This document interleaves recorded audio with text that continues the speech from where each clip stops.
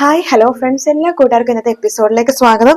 അങ്ങനെ എപ്പിസോഡ് തുടങ്ങുമ്പോൾ തന്നെ നമ്മുടെ സേന പറയുന്നുണ്ട്, എന്തായാലും ഇന്ന് അവന്റെ മോളുടെ കൊച്ചുമകളുടെ ചോറൂണ് നടക്കട്ടെ, നാളെ അവന്റെ അവസാനത്തെ ദിവസമായിരിക്കും എന്ന് രാഹുലിനെ കുറിച്ച് സേന പറയാട്ടോ. ആ സമയത്ത് കിരൺ പറയുന്നുണ്ട്, അതേ അച്ഛാ, നാളെ ഇന്ന് എന്തായാലും ആ ചോറിന്റെ സമയത്ത് താരാനിനെ അങ്ങോട്ടേക്ക് കൊണ്ടുപോകണം, താരാനിന്റെ മടി ചെയ്തിട്ട് കുഞ്ഞിന് ചോറ് കൊടുക്കണം എന്ന് പറയുമ്പോൾ അതെ, അത് ചെയ്യണോടാ, അവൾ ആഗ്രഹിച്ച പോലെ തന്നെ ചോറൂണ് നടക്കണം, താര ആഗ്രഹിച്ച പോലെ എന്ന് ചന്ദ്രസേനൻ പറയാണ്. കിരൺ അതേ അച്ഛാ എന്ന് പറഞ്ഞിട്ട് കിരണും കല്യാണി അവിടുന്ന് പോകുന്നുണ്ട് കേട്ടോ. അതിനുശേഷം കാണിക്കുന്നത് നമ്മുടെ ശാലിനിയാണ്. ശാലി രാഹുലത്ത് പറയണോ, എന്തൊരു അവസ്ഥയായത്, കുഞ്ഞിനെ ഒരു ദുഷ്ടന്റെ മടിയിട്ടാണ് ചോറ് കൊടുക്കേണ്ടത് എന്ന് പറയാണ്. ആരെയാ നീ ഉദ്ദേശിച്ചത്, മനോഹരനെയാണോ? അല്ല, നിങ്ങളെ. മനോഹർ എന്ന് പറഞ്ഞ ദുഷ്ടൻ കണ്ടിട്ട് നിങ്ങളുടെ മടിയിൽ ചോറ് കൊടുക്കണമല്ലോ. ഓ, ഇതൊന്നും കാണണ്ടായിരുന്നു എന്ന് പറയുമ്പോഴേക്കും ഈ പരിപാടി ഒന്നും വേണ്ടായിരുന്നു എന്ന് പറയാണ്. അതിന് ഞാൻ നിർബന്ധിച്ചോ ഈ പരിപാടി വേണോന്ന്? നിന്റെ മോൾക്കല്ലേ നിർബന്ധം എന്ന് പറയുമ്പോ, ഓ, എന്ത് ചെയ്യാനാ ഈശ്വര, എന്റെ മോള് മനോഹർ എങ്ങനെയോ ഫ്രോഡ് ആണെന്ന് തന്നെ അവളുടെ അവസ്ഥ എന്തായിരിക്കും, പ്രാന്താശുപത്രി കിടക്കേണ്ടി വരും എന്റെ മോൾക്ക് എന്ന് പറയുമ്പോ, ഇനിയിപ്പോ അതൊന്നും പറഞ്ഞിട്ട് കാര്യമില്ല, അവനെ ഒഴിവാക്കാൻ വേണ്ടി കുറെ വഴി ഞാൻ നോക്കിയതാ, ഒന്നും നടന്നില്ല. രൂപയുടെ കയ്യിൽ നിന്ന് 2 കോടി രൂപയും അതിനു വേണ്ടി വാങ്ങിച്ചു, അതും പോയല്ലോ.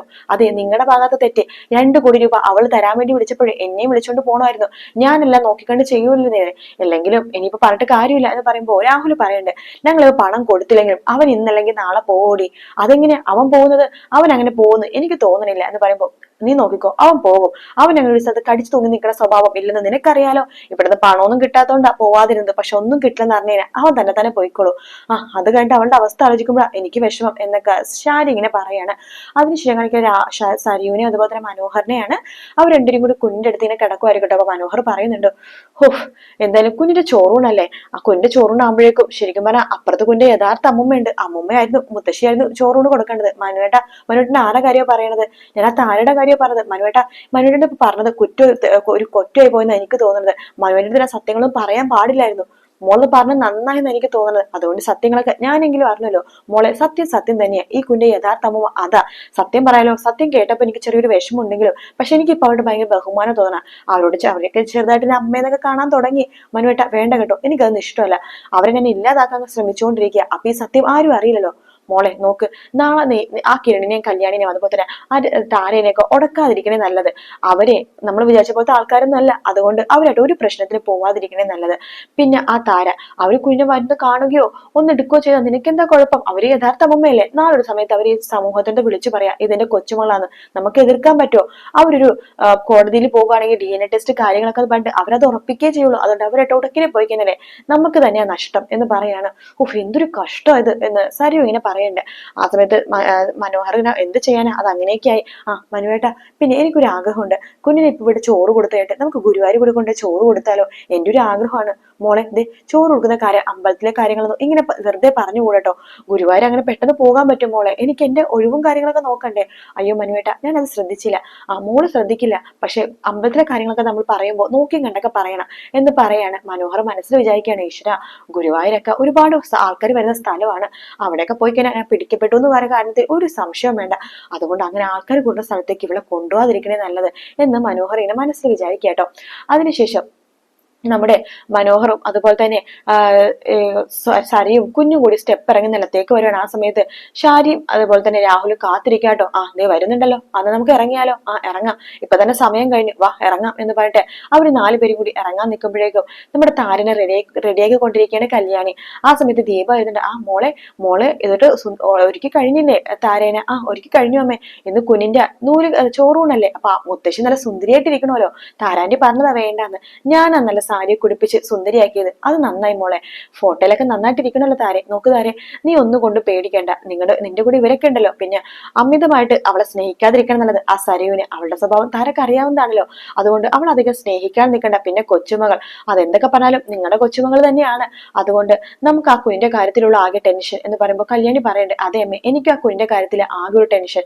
കാരണം സരയുവിനെ വളർത്തി വഷളാക്കിയത് അവളുടെ അച്ഛനും അമ്മയും കൂടിയിട്ടാ. ഇപ്പൊ ആ കുഞ്ഞിന്റെ ജന്മം നൽകിയിരിക്കുന്നത് സരയുവാ. അവളും നാളെ ആ കുഞ്ഞിനെ അതേ രീതിയിൽ വളർത്തുന്ന ഓർത്തിട്ട് എനിക്കൊരു പേടി. പാവം, നല്ലൊരു കുഞ്ഞ്, ആ കുഞ്ഞിനെ അവൾ വളർത്തി മോശപ്പെട്ട രീതിയിലാക്കുന്ന ഓർത്തിട്ട് എനിക്ക് വല്ലാതെ ടെൻഷൻ ഉണ്ടമ്മേ എന്ന് കല്യാണി പറയാട്ടോ. കല്യാണി ഇങ്ങനെ ആലോചിച്ചുകൊണ്ടിരിക്കുകയാണ്. കല്യാണിക്ക് ആ കുഞ്ഞെടുത്ത് വളർത്തുന്ന ചെറിയൊരു ആഗ്രഹമുണ്ട് കേട്ടോ. അതിനുശേഷമാണെന്നുണ്ടെങ്കിൽ നമ്മുടെ താര പറയണ്ട്, കല്യാണി എന്നാ നമുക്ക് ഇറങ്ങിയാലോ? കിരണേട്ട റെഡിയായി കഴിഞ്ഞു, എങ്കിൽ വാ നമുക്ക് ഇറങ്ങാം എന്ന് പറയണം. അങ്ങനെ കിരണും കല്യാണിയും താരയും കൂടി പുറത്തേക്ക് ഇറങ്ങുന്ന സമയത്ത് തന്നെയാണ് സരിയും രാഹുലും മനോഹറും ഷാരിയും കൂടി പുറത്തേക്ക് ഇറങ്ങുന്നത്. അവർ പരസ്പരം കാണുമ്പോൾ തന്നെ നമ്മുടെ ഷാരി പറയണ്ട, എണ്ണം കെട്ടവര് നല്ല കാര്യത്തിൽ ഇറങ്ങാൻ പോയപ്പോ തന്നെ മുമ്പിൽ വന്ന് നിന്നു എന്നിങ്ങനെ മുമ്പിൽ വന്ന് നിന്ന് എണ്ണം കെട്ടവർ എന്നൊക്കെ ഷാരി ഇങ്ങനെ പറയുന്നുണ്ട് കേട്ടോ. ആ സമയത്ത് മനോഹർ പറയുന്നുണ്ട്, എന്നാലും യഥാർത്ഥ മുത്തശ്ശിയാണല്ലോ ആ നിൽക്കണത്. മുത്തശ്ശിയോ? നീ ആരെടേ പറഞ്ഞത് എന്ന് ഷാരി ചോദിക്കുമ്പോഴേക്കും സാരിയോ പറയുന്നുണ്ട്, മനുവേട്ട അങ്ങനെ പറഞ്ഞത് എനിക്ക് ഇഷ്ടമല്ലെന്ന് അറിയാലോ, അവരെന്റെ കുഞ്ഞ മുത്തശ്ശിയൊന്നല്ല. അല്ല മോളെ, അവരങ്ങനെയാണല്ലോ പറഞ്ഞ് നടക്കുന്നത്. ഞാൻ അവരങ്ങനെ പറഞ്ഞിട്ട് ഇവിടെ വരുമെന്ന് പറയായിരുന്നു. മനുവേട്ട എനിക്കൊന്നും ഒട്ടും ഇഷ്ടമല്ല കേട്ടോ എന്ന് സരിയോ പറയുമ്പോഴേക്കും ഷാരി പറയുന്നുണ്ട്, അത് യഥാർത്ഥ മുത്തശ്ശിയായിട്ടുള്ള എന്റെ മുമ്പ് വെച്ചിട്ട് അവൻ ഇങ്ങനെയൊക്കെ പറയണത്. വാ നമുക്ക് ഇറങ്ങാം എന്ന് പറഞ്ഞിട്ട് അവരെല്ലാവരും കൂടെ അവിടെ നിന്ന് ഇറങ്ങുവാണ്.